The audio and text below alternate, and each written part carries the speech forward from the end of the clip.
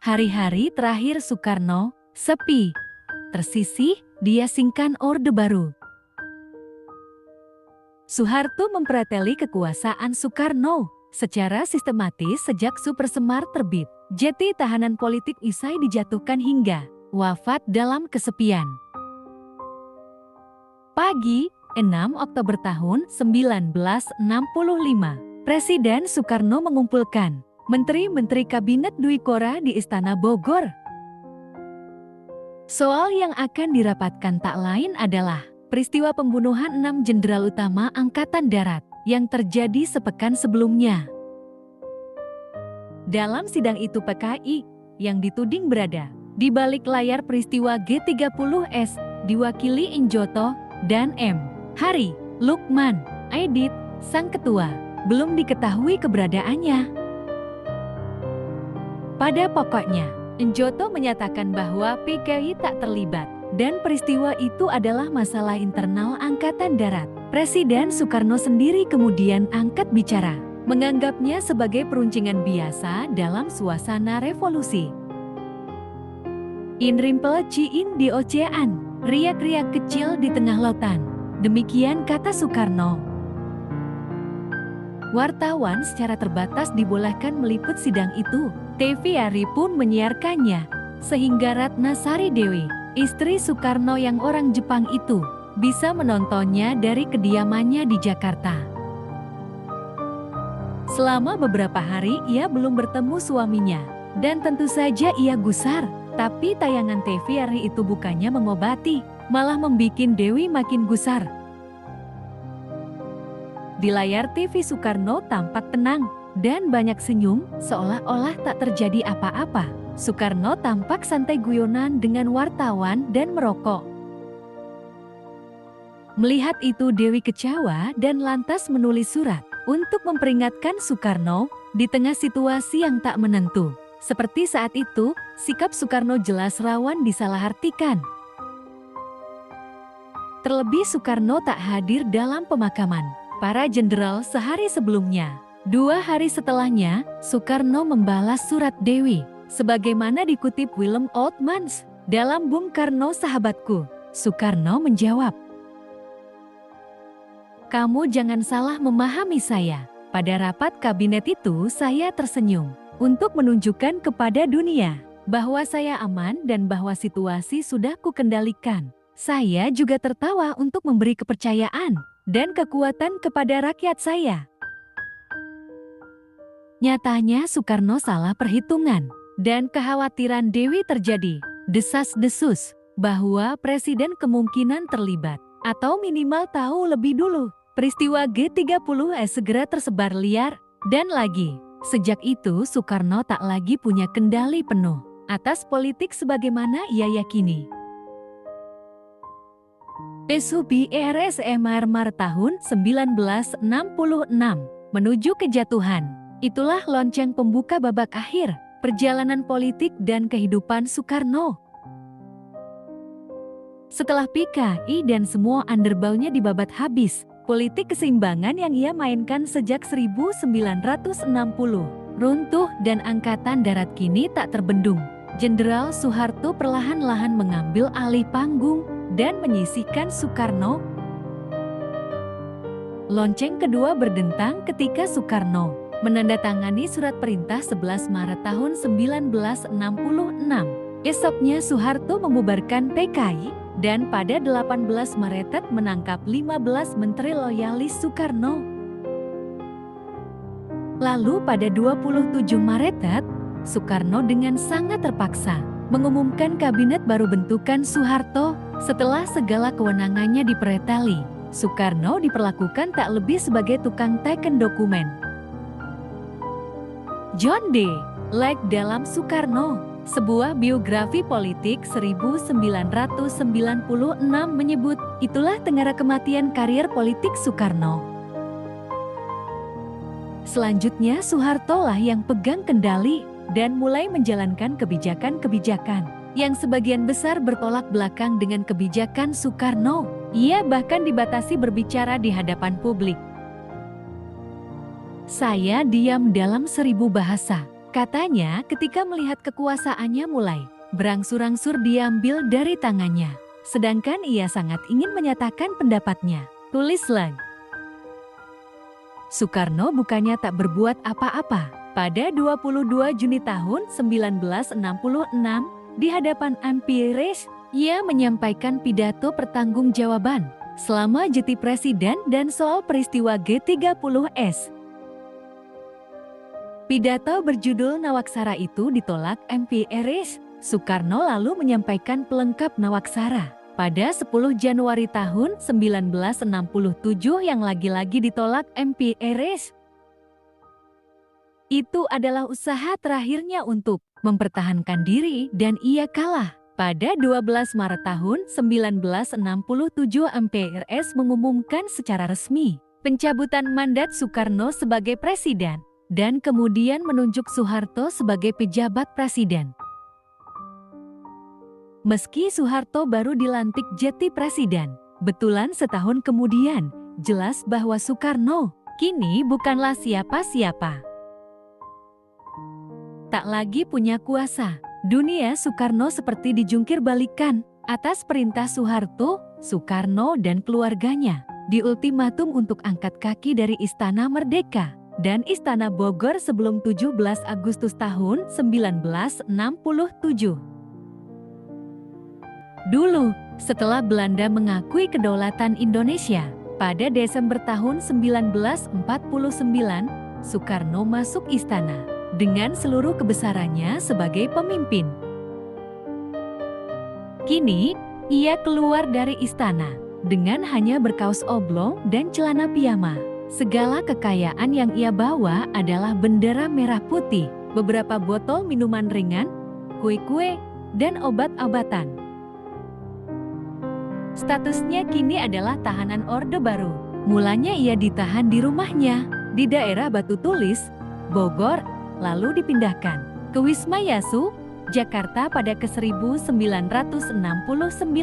Penahanan itu rupanya berefek buruk bagi kesehatan Bung Karno. Ini karena tim dokter kepresidenan sebelumnya yang tahu detail soal kondisi medis Bung Karno telah dibubarkan. Padahal Soekarno diketahui mengidap sakit ginjal parah. Ginjal kanannya sudah mati, sedangkan ginjal kiri hanya berfungsi 25%.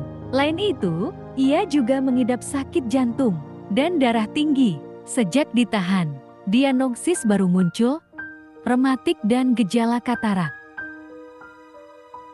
Dalam kondisi demikian, ia pun masih harus menjalani interogasi dari Kopkamtib soal keterlibatannya dalam G30S. Tapi yang paling tragis dari Soekarno kini adalah kenyataan bahwa ia harus menghadapi semua itu nyaris sendirian.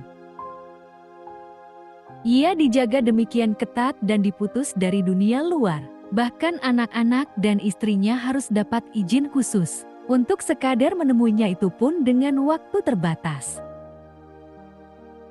Soekarno sang pencinta itu mulai ditinggal istri-istrinya. Pada medio 1966 Soekarno mendesak Dewi untuk pergi ke Jepang demi keamanannya.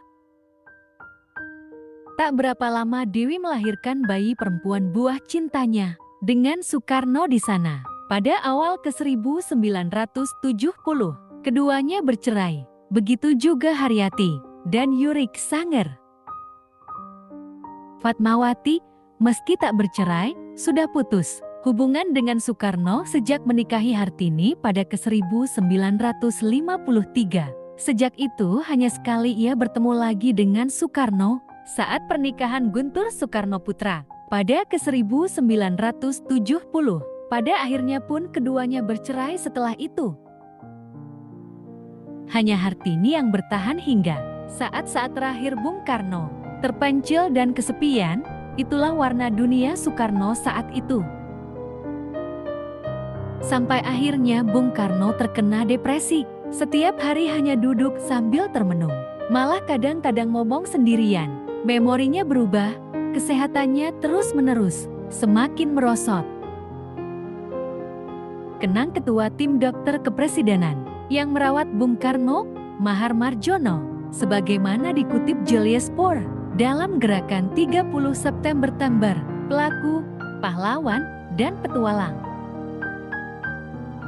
Pada 6 Juni tahun 1970 Soekarno merayakan ulang tahunnya yang ke-69. Kelima anaknya, dari Fatmawati serta Hartini dan dua anaknya, Bayu dan Taufan, hadir di Wisma Yasu di hari bahagia itu. Tak ada karangan bunga, ucapan selamat, atau hadiah-hadiah sebagaimana tahun-tahun sebelumnya. Yang ada hanyalah Soekarno yang semakin ringkih digerogoti penyakit dan depresi. Tak ada yang menyangka itu adalah ulang tahun terakhir Soekarno. Pada 11 Juni Soekarno dilarikan ke RSPAD Gatot Subroto karena kondisi tubuhnya memburuk.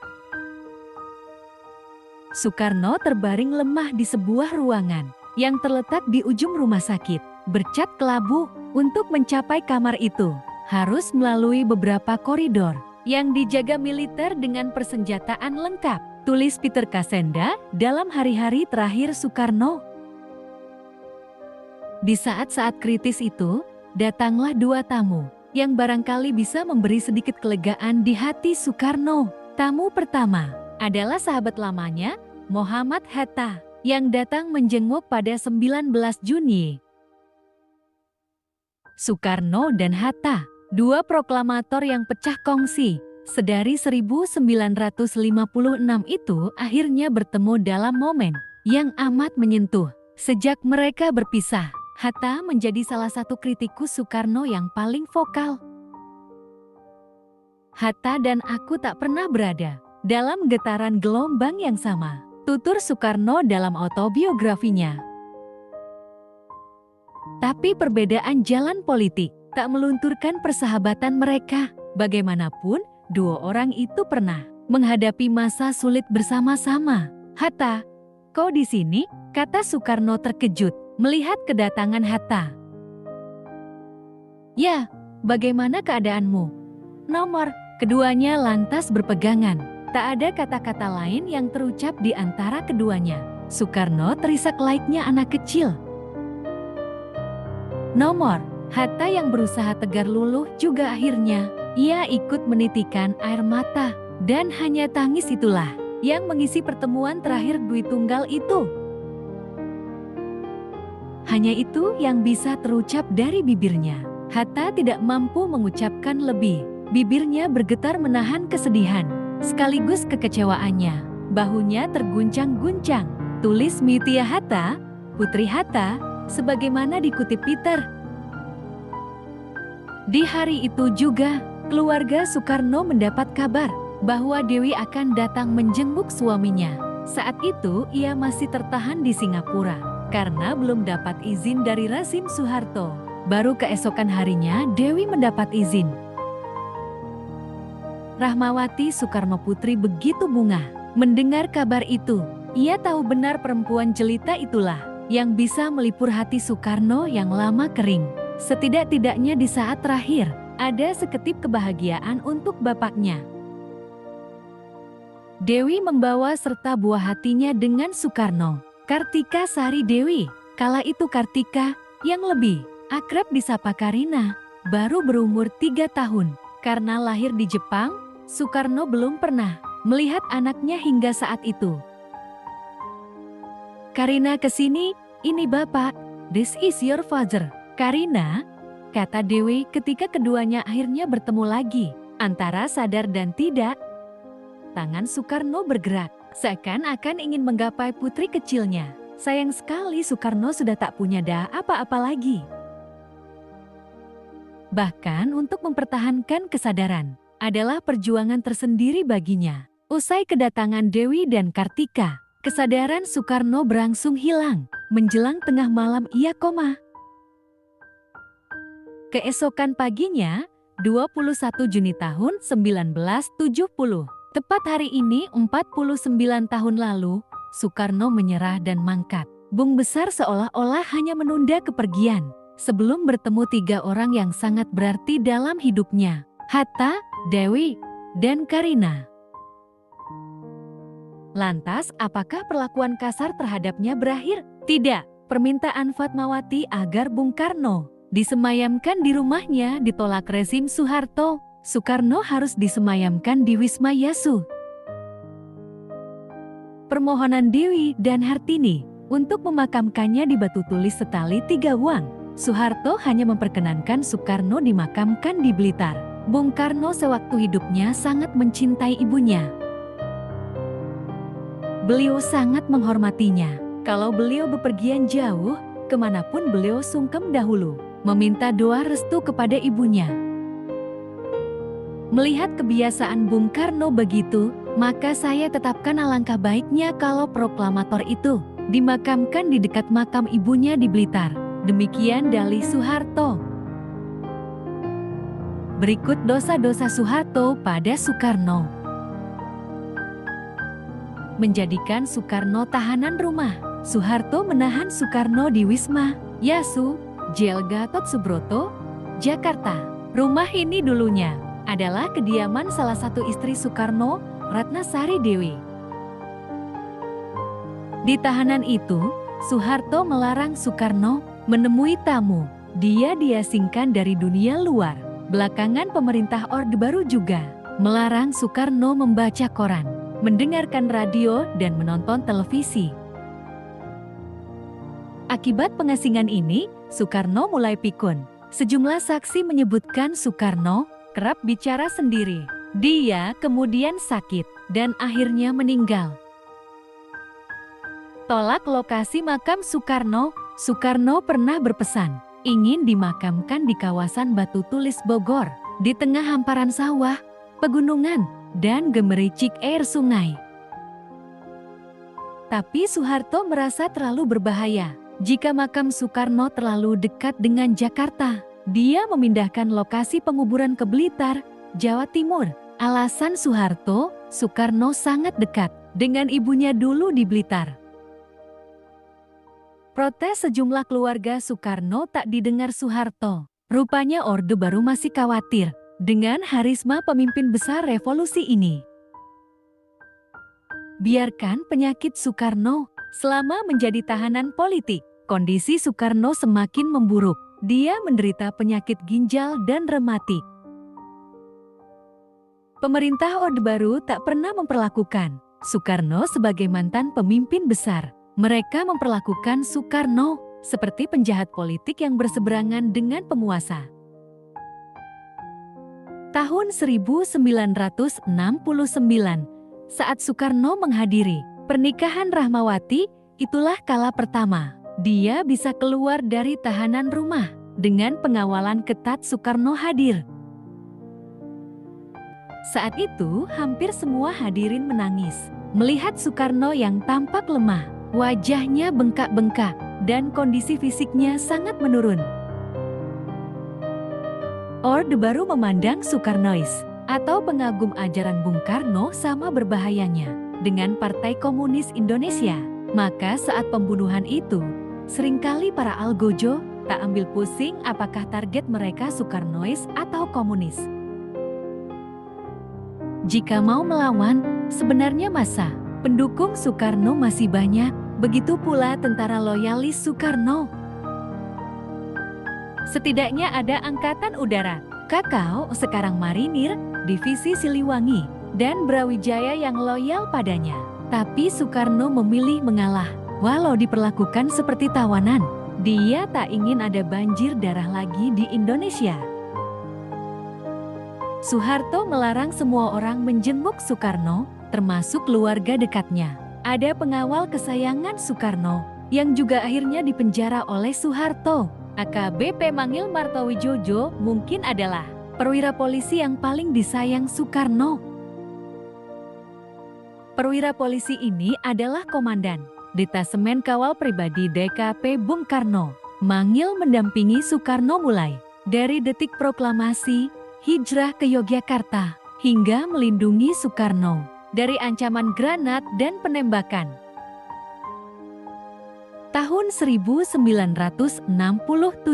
Mangil tak membiarkan konvoi Soekarno dihadang tentara RPKAD. Dia adu gertak dengan perwira RPKAD, sementara anak buahnya kokang senjata melindungi Soekarno. Setelah peristiwa itu, Soeharto kemudian membubarkan DKP. Mangil pun terpaksa meninggalkan Soekarno. Demikianlah kisah sejarah akhir hayat Bung Karno, Presiden pertama Republik Indonesia. Sebab penakut bangsa ini. Kenapa Anda bilang penakut? Bangsa ini penakut karena tidak mau bertindak kepada yang bersalah. Akhirnya gak ada yang ditindak toh. Terima kasih karena sudah menonton.